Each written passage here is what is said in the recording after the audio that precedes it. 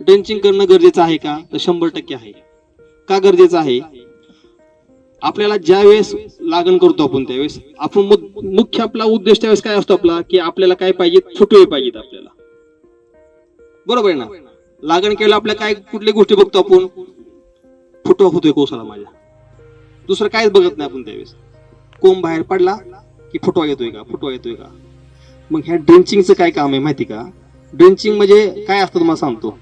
2 लिटरच्या बॅलर मध्ये एक 3-4 प्रकारची खतं असतात, ते एकत्र करायची, त्यात सगळी टाकायची, पंप घ्यायचा, ते 2 लिटर पाण्यामधलं बॅलर पंपात भरायचं आणि पुढचा नोझल काढायचा आणि त्या बुडाला 50-50-50 ml सगळं टाकत जायचं.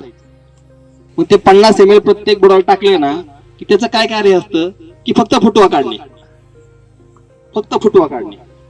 ड्रेंचिंगचं कार्य काय असतं?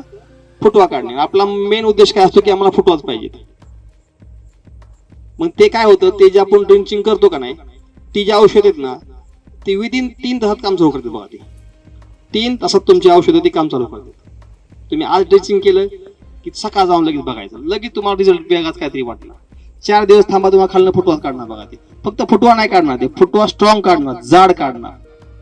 आणि ह्या ड्रेंचिंगचा असं वैशिष्ट्य आमच्या, की सपोज तुमचं 3 नंबर 4 नंबर ड्रेंचिंग झालं का नाही, समजा तुमचा कोंब इथं असेल बेट, तर तुमचा तो खालनं काढणार फुटवा आहे का नाही, इथून काढणार कम्प्लीट तुमचं 6 इंचाच्या अंतरावरनं फुटवा काढणार. तो खालून काढा कुठून तरी, तो असा क्रॉस मध्ये येणार बघा. तो तुम्ही पाहिला काका, पाहिलं ना?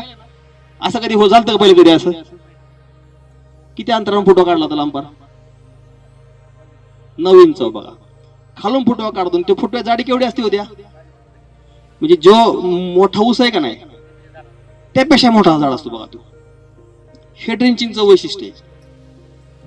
पण रिपोर्ट कसे लेट आहेत, कारण ऊस लॉंग टर्म पीक आहे, 18 महिन्याचं पीक आहे, लगेच रिपोर्ट दिसणार नाही तुम्हाला. म्हणून ड्रेंचिंग करणं खूप गरजेचं आहे.